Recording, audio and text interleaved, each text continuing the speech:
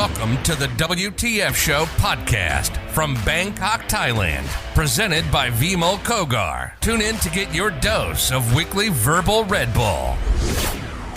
Hey, welcome all to the WTF show this week. We have Sutheep Ratnabhas, Asia President at Maxion Wheels Company. They're a public listed company producing steel, aluminum wheels for passenger cars, light trucks, commercial trucks, and trailers. Over 100 years old, this company is the largest wheel manufacturer in the world. 60 million wheels a year. Wow. 10,000 employees in 12 countries. The company serves OEM on all major brands like Mercedes, BMW, Porsche, Toyota, Honda, the whole works, the whole 9 yards. Welcome to the show, Sutheep. Hey, Vimol. Thanks for having me over. And thank you for the kind introduction.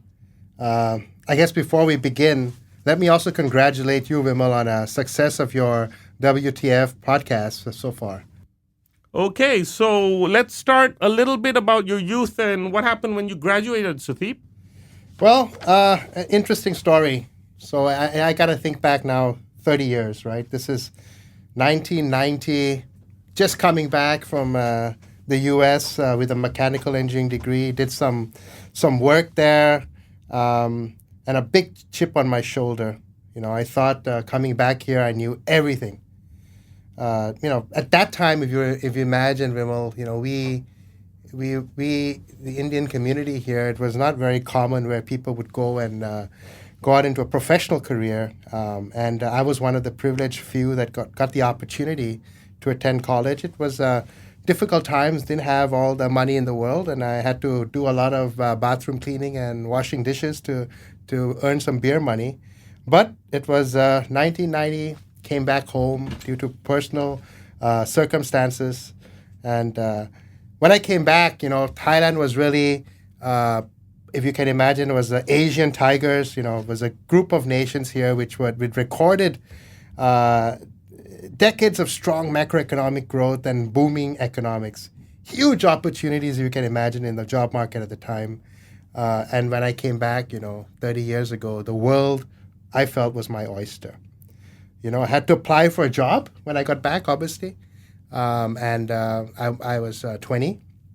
And I needed to get a job. And at that time, I had no connections at all in the workplace. So the only way, you probably know it, the only way you could get a job was look at the Bangkok Post or the Nation. And at home, we didn't even have a subscription to the Bangkok Post or the Nation. So I would have to get on the bus to go to AUA and look through the classified ads. And you can imagine those days, the classified ads for jobs was the only way of reaching employers. It was 10, 12 pages in the Bangkok Post, 10, 12 pages in the Nation. So you spend all day looking through the classified ads, taking down notes of the companies you want to apply to. Come home, you could pump out about 5 resumes because you would sit there and type. And if you're lucky, you had a computer, a Commodore 64 or something you could use to print. And you'd print it out, stick it in an envelope, put a stamp on it, and go to the post office and drop it out. Then sit around for a period of probably 3 weeks, 4 weeks, and try to get an answer. Hope you get an answer. And even worse, hope that when someone calls you with an answer, you're home at the time, because remember, it's landlines, right? There was no way you could pick up a phone anywhere. So anyhow, I had applied for a job, and my first job, I still remember, the phone rang, and luckily I was home. And when I answered the phone, it was like a job that I received in the, hard disk drive industry.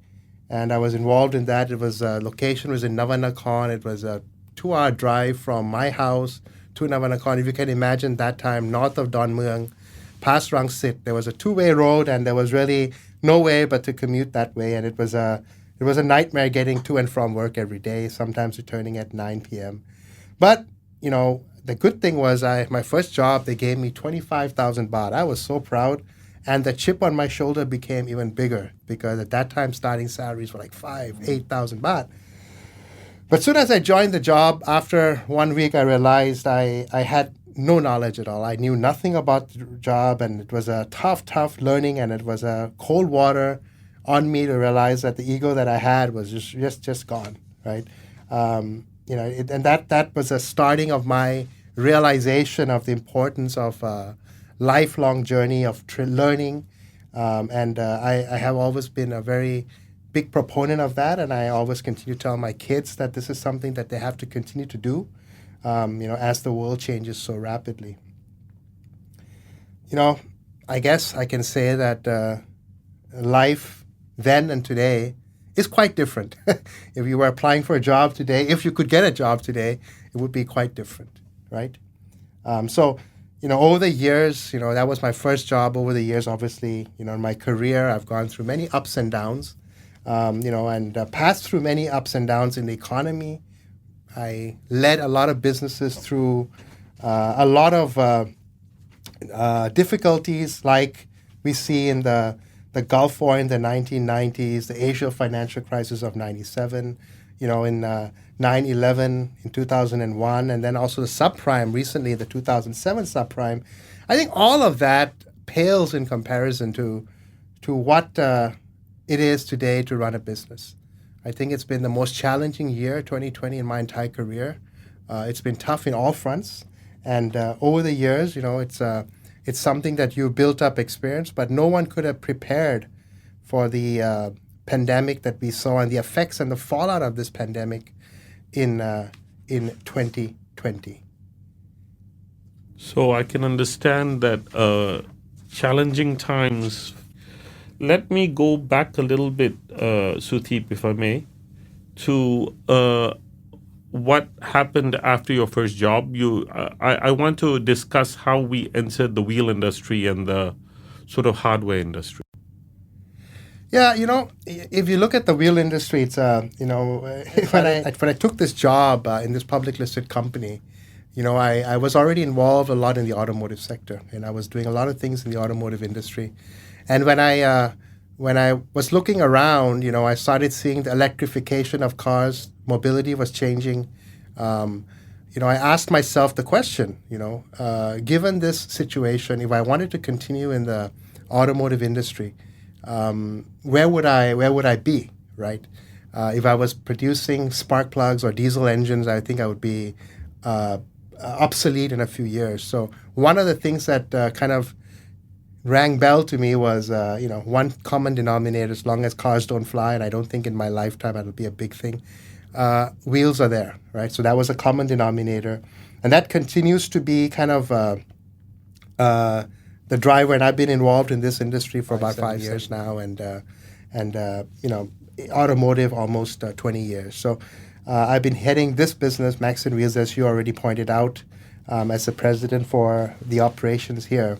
But, I guess one of the things that I've been, thinking about very, very much lately is, our industry is heavy industry. You can imagine it's pure metal cutting, grease in your finger under your nails.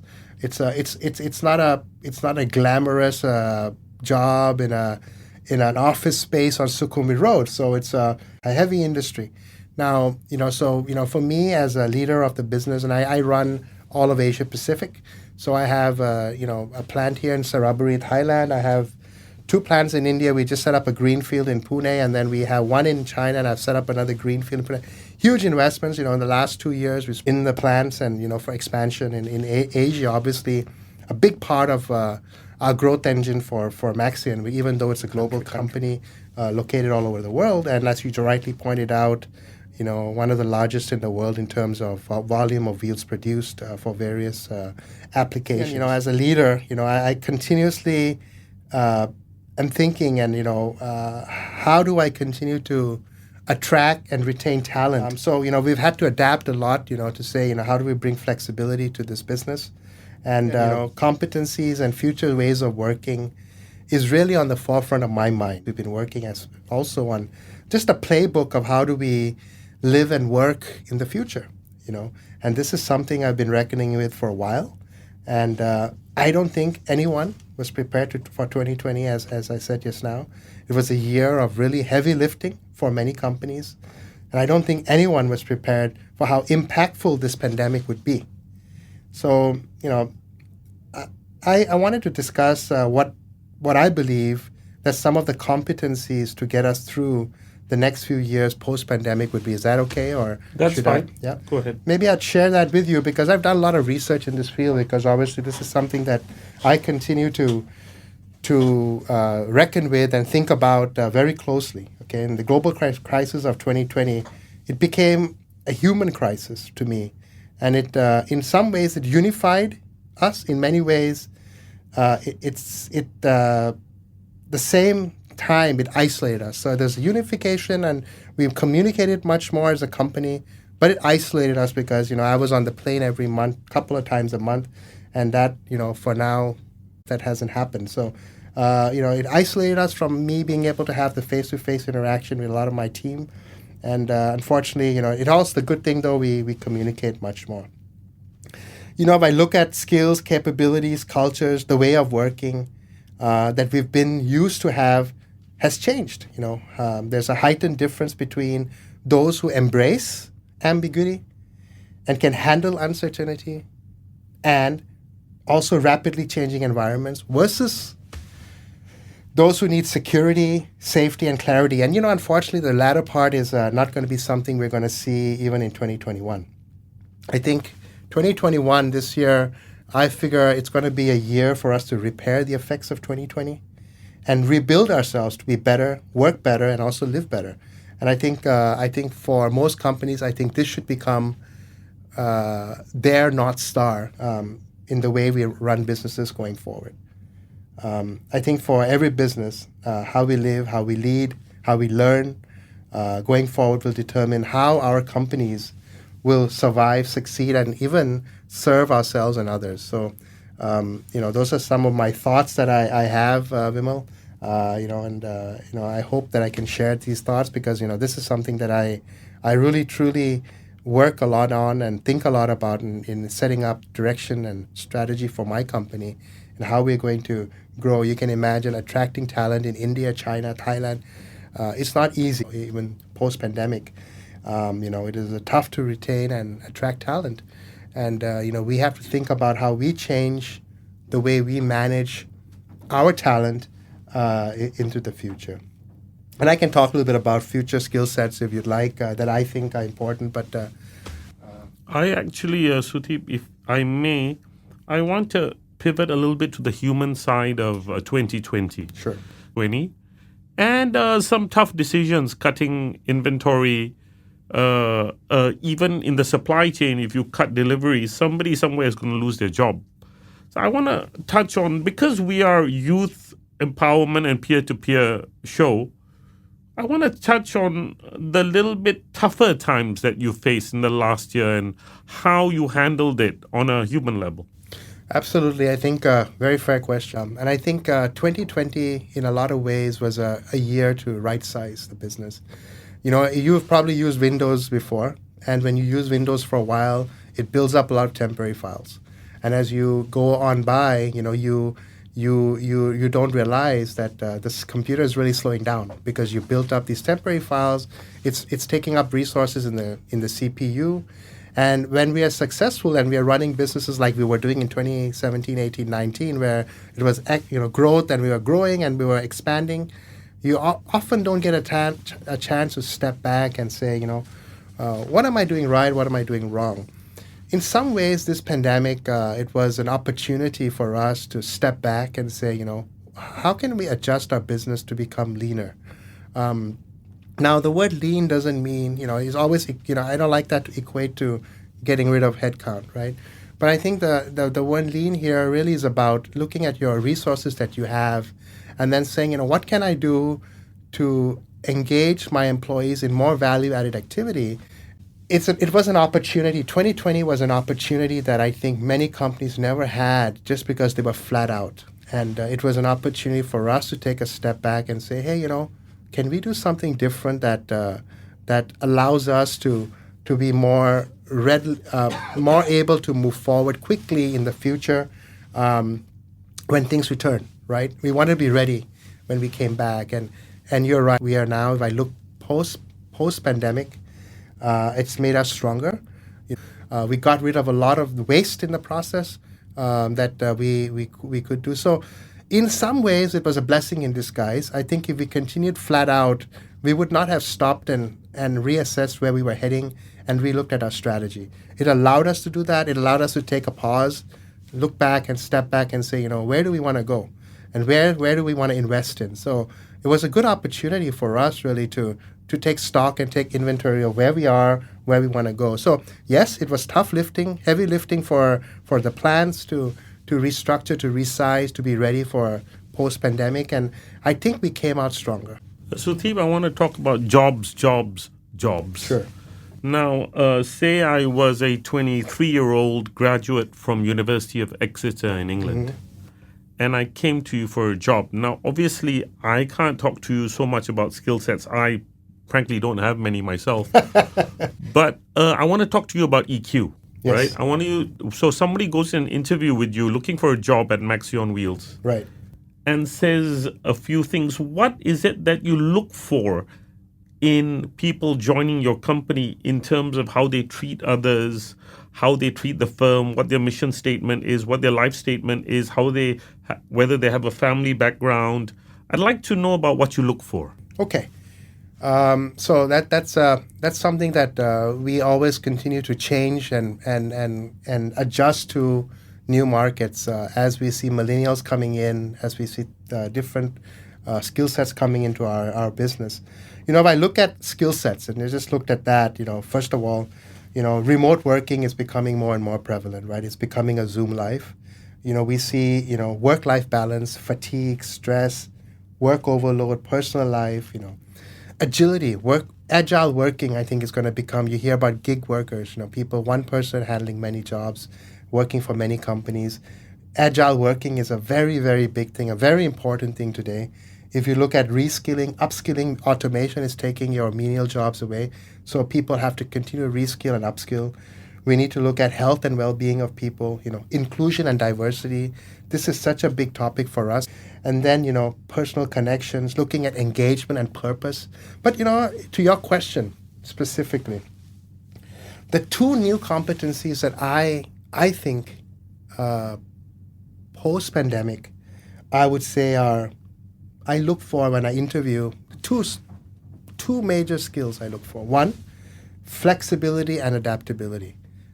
This is the number one. If I cannot sense that, I have an issue with that. Because why flexibility and adaptability? The world is changing so fast. Flexibility in the way we work, in the way we think, in the way we manage our daily life and career, and adaptability. So it's not just flexibility, but being able to adapt to these changes. This is the first pandemic we've seen in our generation. How many more to come, we don't know. But we need to be ready with a game plan for that. The second, idea that I kind of really, really look for in a talent that I talk to is resilience. If I don't see resilience, I have a big issue with that. Because, I think if you look at the people I interviewed today, patience is becoming less and less, right?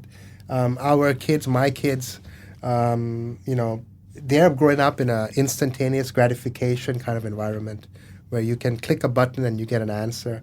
And, it's not always possible. So my I would say I'm looking for those two skill sets, flexibility, adaptability, and then resilience. But at the same time, I also want to see underlying patience because, instantaneous gratification, although good, driving us in certain ways, it does sometimes make people not have the patience to live through a lot of the things that needs to do to build a career. I think my message would be enjoy the journey, smell the roses. It's not always just getting from point A to point B. It's the journey that you need to really appreciate and be part of. And when I look at career, I look at success, and I measure success, I guess, in different yardsticks, right? My message would be ready to kiss a lot of frogs on the way to eventually winning the prize. And I think that's something that people have to,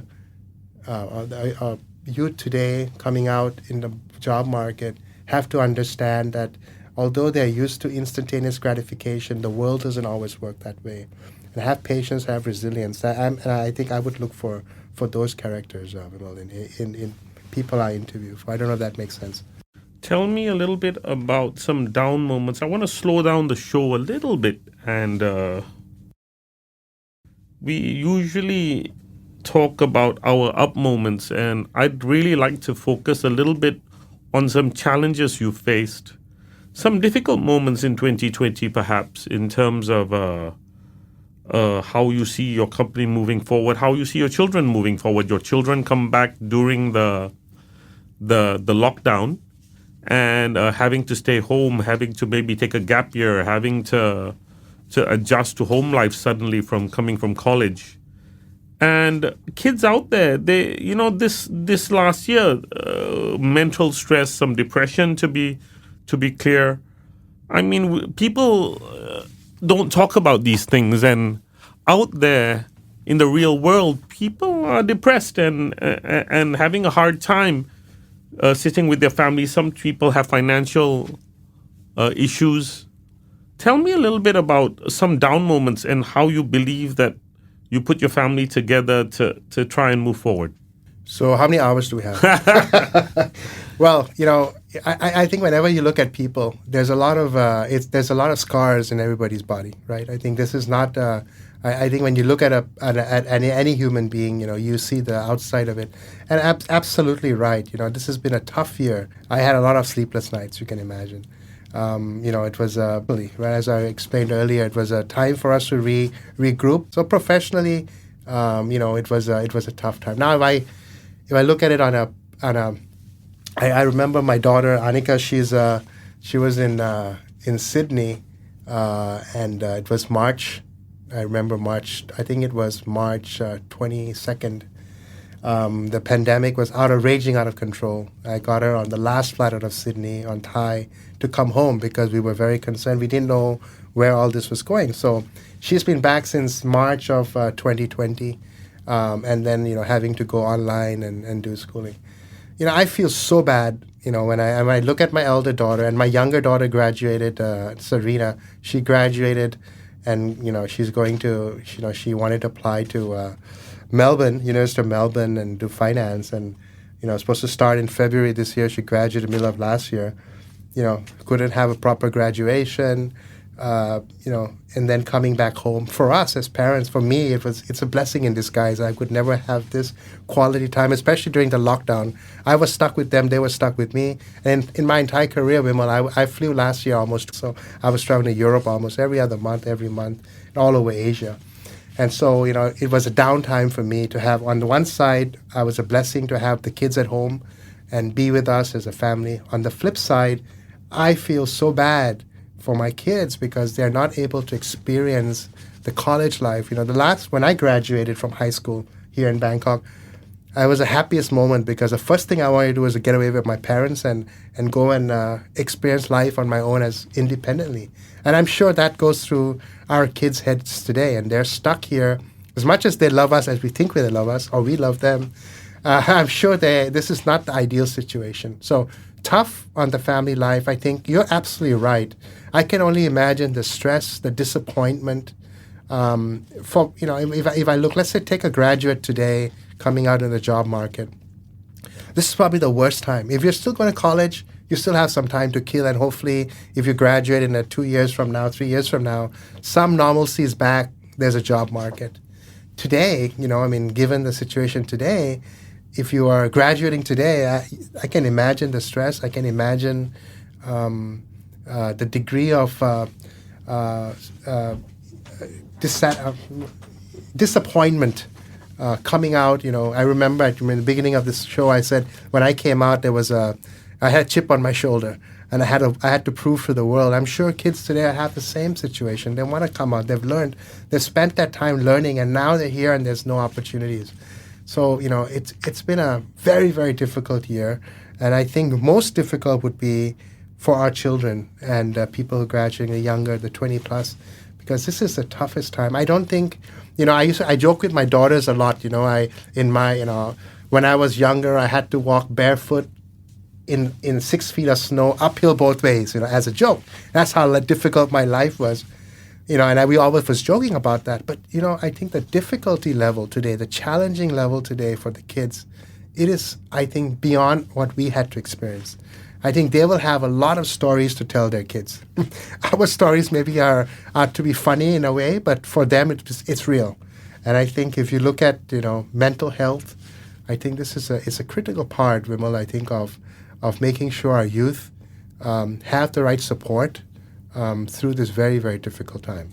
Also, a little bit about what I've been reading a little bit with Galloway at Stern School and a few others is the ROI on education. Mm-hmm. We spend on high school on our kids maybe $20,000 a year, and on university education anywhere between $25,000 to $75,000. So these kids spend as much as $500,000 on their education, and they come home to a job that starts at $2,000 to $3,000 tops, right? So I don't see the ROI. Maybe I'm blind. Obviously, there might be a situation where there's an exponential curve at some point in their education, in their career. But kids are finding it really tough when they come back and they get a job for $2,000 when they spent the year before, they spent $95,000 on their education at Tufts University, at UCLA, at God knows where. How do you figure that one out? If I look at education, right, you're right, there's no ROI. There's never been an ROI. If you ask your parents, they will say there was no ROI on you as well. and I don't think that's changed. Okay, I don't think that's it. I don't think you measure education by an ROI. I think it's about bringing decency to the world. It's about bringing thought processes. It's about bringing logical thinking. I don't think education per se is not important going forward. I think the way education is going to be different. You can go online and get classes. Going and attending UCLA or Berkeley. You could attend classes. So I think traditional education is going to change. I think so. I don't think it's going to be, I go to, I do an SAT and I go to university and I graduate. I think that whole thing is going to change completely. And I think if you look at just education as a whole, I don't think the need to learn and to grow is going to change. I think the way or the vehicle we do to gain knowledge is going to change. So I think the way we learn is changing, but the end goal of learning is still going to be there. And I started my talk to you earlier, and I said when I went and I learned one thing on my first job was how it's a continuous learning process, and that learning doesn't have to be a classroom learning. It doesn't have to be, but the ROI is in building a good human being. And I hope that education correlates directly with building a good human being. And I think that's more the fundamental, I had an excellent conversation with you today, Sutheep. Sutheep, just to a little bit tell you about the WTF show, we have sort of a mission statement. And we also look forward. The mission statement is to empower the youth, to find them jobs, to find them career, to find them a path, and also to help them sort of find their way in tougher times. Now, so two things before you leave is, one is you have the honor and privilege to nominate one person for the show next time. And the second thing is you get to nominate and vote for WTF Youth of the Year 2021, age between 20 and 30, somebody who's contributed to the community here in Thailand and has made a significant difference to the lives of others. Before we go, I'd like to give you a blank sheet and for you to maybe give a little bit of advice before you leave on what you believe are the fundamental tools that are necessary for young people moving forward. Okay. First of all, I think everybody has a story to tell. Okay. I think I leave my final thoughts with saying, to the youth, and Vimol, you and I worked on a lot of projects together before, and I think this is an area that I do feel very, very strongly about. In fact, as part of my current development, I even continue to mentor. I always have a mentor that I work with, and I've been doing this for the last 6 years professionally, that I'm trying to develop within the organization. So I'm a very big proponent of mentoring people and letting people grow, and especially the youth today, where it sometimes seems almost no end to this pandemic, and seems like there's no light at the end of the tunnel. And in a lot of ways, I would just say, patience. I think we will get through this. And I think success is measured by different people, by different yardsticks. Don't try to measure your success by a yardstick that your parents or somebody else is being measured against. I think you have to create your own yardstick to measure your success. I think as you go through this process, try to find a mentor, try to find someone you can talk to. In my life, I had mentors throughout. In my career, when I was earlier starting, I always looked for mentors. And some mentors didn't even know they were my mentor. I actually watch and observe. So have a mentor, have someone you can talk to. I think this is very, very important in this kind of difficult situation. I also am, you can always reach out to me. I'll be happy to help in any way I can. Share with you my life experiences, maybe not worth a lot, but I can share with you what I've learned. And my only thing, I guess, to the youth is, this is the time to reflect and look at where you want to be, like I had to do in my business, press alternate, control, reset, and restarted my computer. This is your time to look at yourself in light of what is happening. And, just be patient, and I think things will work out in the end. Thank you so much, Sutheep. Before we go, I want to tell our guests at home that we now starting a daily show Mondays with DJ Rico on the WTF radio show. Tuesday with our investment person, WTF investing show with Direk Karnejau, and Wednesday is WTF's Fake It Till You Make It with Shruti Katari. We are going to fill Thursday and Friday and Sunday with the best speakers in the world. We hope you join the WTF Daily Show. You can Google that and you can find us on FB and IG. Again, Sutheep, thank you so much for joining the show. I hope you enjoyed yourself. Absolutely. And good luck, Vimol, to the future success of your podcast as well. Okay, thank you and goodbye all. Bye-bye. That's it from the WTF Show. Vimol and the team from WTF Show would like to thank all our sponsors. Tune in next week for another great gig with people making a difference to your future. For advertising spots, go to the WTF Show IG page and get more info, or contact Vimol at 6681-616-5987.